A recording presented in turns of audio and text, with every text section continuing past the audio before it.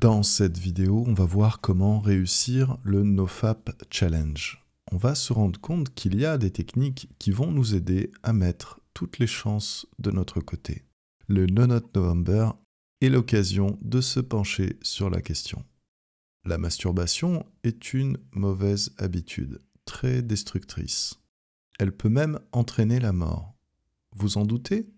Lisez alors cet article sur le site 7sur7.be. Lorsqu'on va s'intéresser à la vie monastique, on va voir que se débarrasser de la masturbation n'est pas juste une question de volonté. Le fonctionnement du désir sexuel est complexe car le mental, l'alimentation et les hormones sont impliqués. Les techniques des moines consistent à atténuer les envies sexuelles de manière à soutenir notre volonté dans ce combat contre la masturbation. Un mot sur les conseils que l'on trouve sur Internet. J'ai remarqué que la plupart des coachs anti-masturbation proposaient d'utiliser des bloqueurs de contenu. Ce n'est pas ce qui va nous intéresser dans cette vidéo. Aussi, ils racontent qu'il faudrait éviter les déclencheurs, les triggers, et ils vont donner comme exemple le soft porn. Le soft porn n'est rien de plus qu'une image de femme un peu dénudée. Pour moi, la stratégie de l'évitement n'est pas la bonne. Si on n'a pas le courage de se confronter à des images ou à la présence des femmes, c'est que notre force de volonté est très affaiblie. Même si ces femmes sont les plus belles femmes du monde, les images ne doivent pas nous intimider. Nous devons apprendre à ne pas laisser les femmes et les images nous contrôler. Il vaut mieux s'y confronter et apprendre à se discipliner. En les regardant, on s'habitue et on reprend le contrôle. Si vous deviez assister à ce défilé, vous seriez peut-être impressionné dans les premières minutes, mais à force de regarder les femmes, cela ne vous fera plus rien.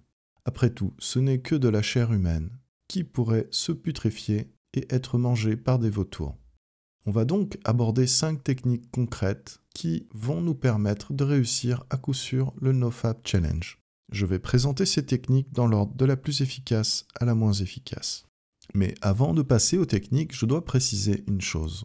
Si vous débutez dans la pratique de l'abstinence sexuelle, alors peut-être que vous avez encore des doutes sur son intérêt. Peut-être êtes-vous seulement curieux.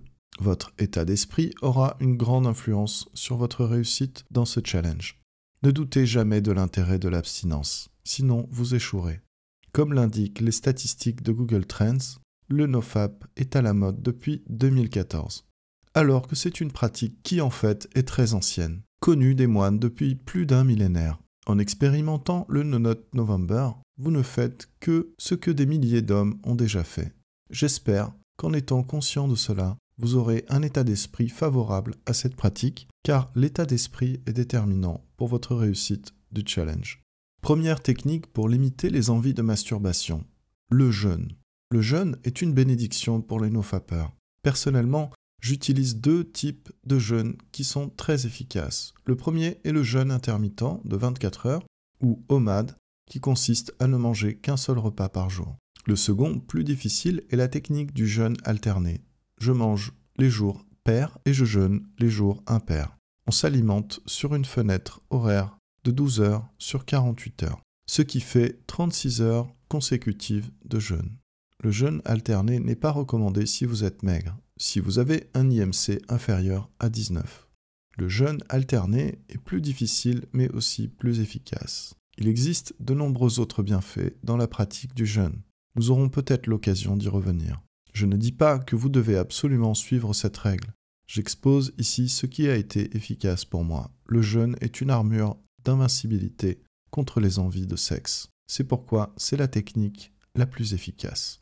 Le deuxième conseil que je vais proposer est de limiter la consommation des produits animaux. Rocco Siffredi, dans sa biographie parue en 2006, explique qu'il arrive à booster sa libido en consommant des œufs crus et des protéines, en plus des repas. Dans l'hindouisme et le yoga, on va manger une nourriture végétarienne. Saint Benoît va interdire la viande rouge dans sa règle monastique qui sert encore aujourd'hui chez les moines bénédictins.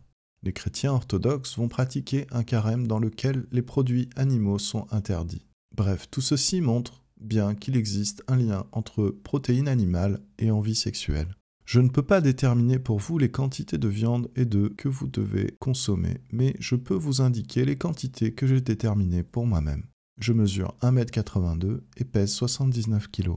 Lorsque je ne fais pas de musculation, je me limite à ces quantités. 700 g de bœuf, 20 œufs, 125 g de beurre par semaine. Lorsque je pratique la musculation au poids de corps 2 fois par semaine, je me limite à ces quantités. 1 kg de bœuf, 30 œufs, 200 g de beurre par semaine. Il semble que ces limites de quantité de viande soient applicables aussi pour le porc et l'agneau. Si en revanche, je consomme du poulet ou du poisson, je peux doubler les quantités. En limitant les produits animaux, vous allez pouvoir contrôler votre sexualité. Troisième technique redoutable pour vaincre le mal, l'utilisation de plantes anaphrodisiaques. Sur le site ajcnature.com, qui est un site spécialisé dans la vente de produits pour chevaux, un mélange de plantes est vendu pour calmer les étalons lorsque ces derniers rencontrent des juments. L'effet de ce produit est anaphrodisiaque. Je pense que vous connaissez déjà les produits aphrodisiaques, comme le gingembre et le ginseng.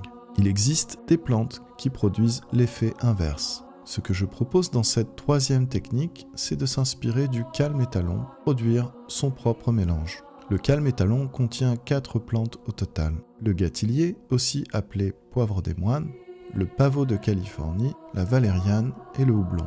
Je recommande de prendre 1/4 de cuillère à café de chacune de ces plantes une fois par jour, pendant 2 semaines, les 2 premières semaines, et ensuite d'espacer les prises à 1 fois tous les 3 jours.